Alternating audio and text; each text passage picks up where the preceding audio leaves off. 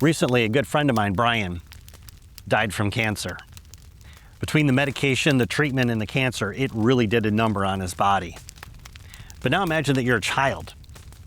You get diagnosed with cancer and suddenly you are in the fight of your life, and it's not just you, it's your whole family. You take chemo, and after a couple of weeks, you lose all your hair. Our hair is such an important part of who we are, how we care for it, comb it, how we style it, how we braid it, if we dye it. Our hair sends a signal to the world about who we are as a person. For a child to lose that hair, that is devastating. And it's actually a loss of dignity. So what can we do? How can we help these kids that have cancer? Well, before I answer that question, I want to introduce you to somebody. She's an amazing woman. Her name is Maggie Varney. And she is the founder of Maggie's Wigs for Kids, located in St. Clair Shores. What her and her staff are doing there for every child that walks through the door is absolutely amazing. And in a way, they're restoring dignity, one child at a time.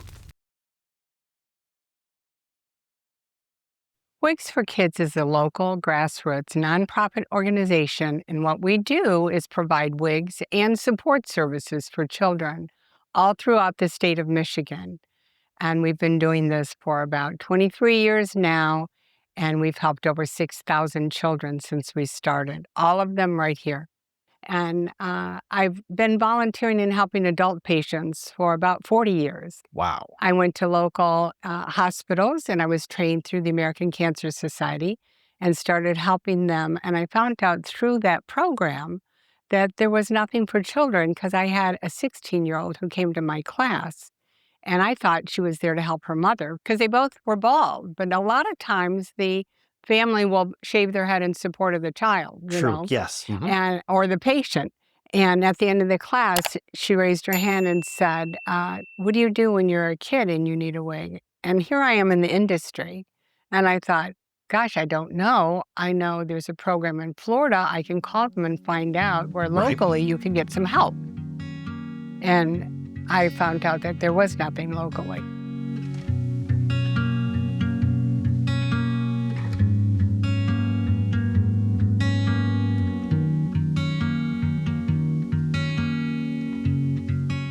And I could not believe it, that there were so many children.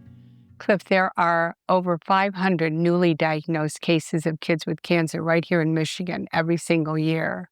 Oh, wow. And when an adult is diagnosed, it's like they're in treatment for 1 year, their treatment plan. For a child, it's 3 to 5 years. And the recurrence rate for children is 75%. Adult, it's 20%. So, because it's genetic based. Yes. So that's why it's so much tougher and so hard on these kids and families. Because when your child is going through something like this, one parent, if it's a 2-parent home, one parent usually has to stop working, so they can be at the hospital. Yes. With the treatment. And a lot of times they're single homes today.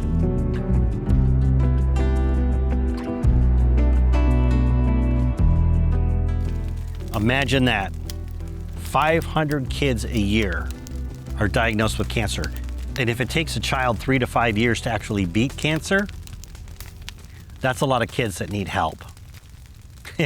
But I got to tell you this. When I went down to do the interview with Maggie, I really expected it to almost be like a pole barn. There'd be like a couple of chairs, maybe some mirrors, some people working in the back, making wigs. There'd be hair everywhere.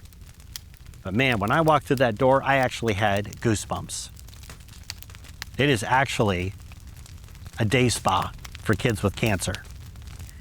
It is amazing how they spoil those kids.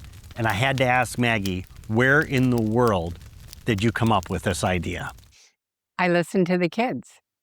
So when I started, it was about putting wigs on their heads, because that is the vehicle that allows them to go back out into the community and just be a kid.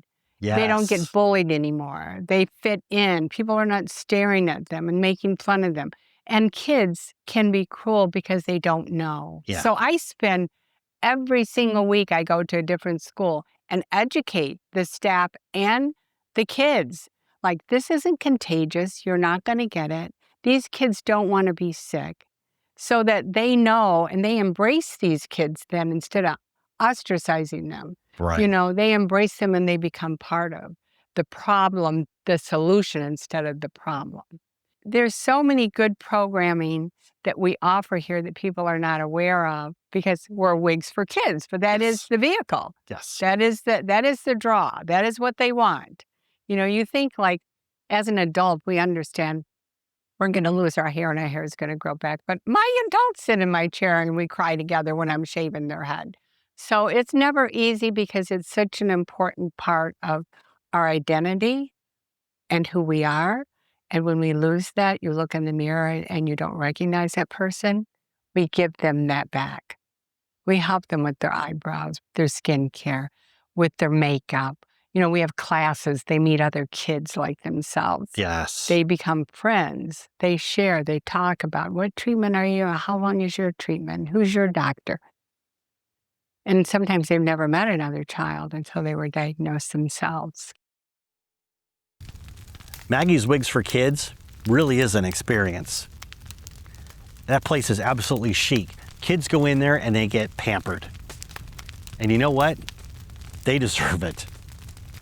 And all of this happens just because Maggie listened to what they wanted and she figured out a way to make it happen. When I think about these kids going in and getting ready for wigs and how happy they must be and getting some measure of dignity back, there is another side to this story. And when this came up in the interview, I will totally admit I was not ready for it at all. So I want to be straight with you. This next segment is going to be very tough to watch. But unfortunately, it is the reality of the world that we live in and the struggle that some families really have to go through. And it sounds like going back to when you first started, it seemed like a lot of doors were opening quickly for you. Did you ever stop at any point in time and just be like, hey, God, what's going on? Every day. This is the God's truth. I used to come in, not to this building, to my little small 560 square feet before we moved into a strip mall. We didn't even have a storefront, which was next door to us now. And this is our forever home. Then we bought the property and were able to build with the capital campaign. I used to come in and I used to kneel down by the dryers because I start at 5:36 in the morning. Yeah. And I would kneel down, I would pray, and I'd say, God, on planet Earth, we need money. People would give us money for the wigs, but they weren't going to pay the rent. They weren't going to pay employees. They weren't going to pay for a phone. Right. All that overhead. Yes. Yeah, that you have to have. So I had to figure that out. So I would work 40 hours a week behind a chair to see my own clients. And then 40 hours a week I would donate to Wigs for Kids so I could build the organization. Yes. And to this day, I still work 80 hours a week. I just don't work behind a chair and see only adult patients once in a while, but I only see children now. Yeah. And that's how you get it done. There is no simple or easy way. And I used to, Eleanor Josidas, who is the co-founder, her and Father Cunningham of Focus Hope, a very well-known nonprofit organization. She was my client. And I used to say, I don't know who should pay who, because I would pick her brain because they started in the basement of a church. And I said, didn't you ever want to just give up? It's so hard. And she said, quitting is never an option. And she was just a great mentor and a dear friend. So I have stood on the shoulders of giants. Yeah. I didn't know all this. I knew how to run a for-profit business. I had a salon. But a nonprofit is another world. Yes. Different laws, different rules, different animal. So I had to figure this out. Do you think that actually helped you? Not knowing? Absolutely. Oh, absolutely. Because had I known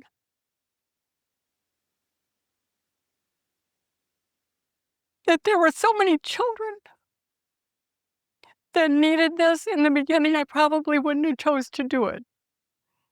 Because I can't tell you it's easy work.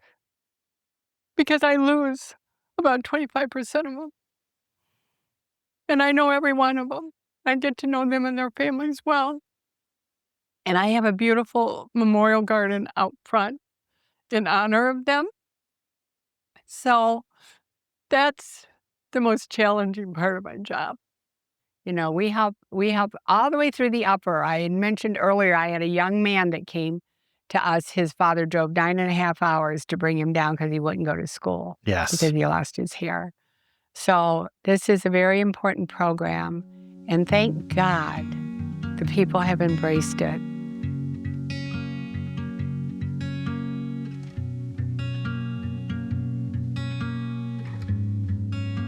Well, first of all, we couldn't do it without the wonderful churches, schools, clubs, especially the civic groups, the Kiwanis, the Rotary, the Optimists, the Masons. I mean, when nobody even knew of us, and they would let me come in and talk about the program and write checks to us to help us defray the cost of making the wigs. Yes. Because we still have to pay for them. Even though they're free to the people and the hair is donated, we still have to pay for the actual making of the wig. Yes. And so we reached out I would go and do talks at 7 in the morning and 7 at night. And in between, I would sandwich seeing kids in between so I could get the word out there. And, but thank God for social media. That's great now, so we utilize that vehicle for sure. And we had a wonderful person who embraced our program and helped us build a website.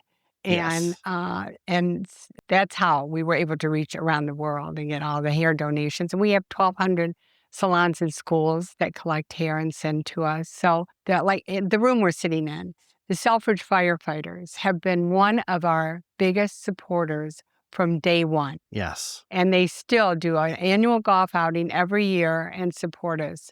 And come to our gala all in their uniforms, and show up for the kids. The Yes. kids love it. And it also shows the kids that receive these wonderful, and families that receive all of this wonderful service, who is out in the community helping. And I explained to them, we have what's called an Adopt-A-Kid program. So the kids know who paid for their wig, and the people who donate the money know it went to a real child right in your Yes. community. So that in itself was, enduring to people. And that's another reason. But all the small businesses in our community, not just in this community, all throughout the state, everything from corporate support to individuals.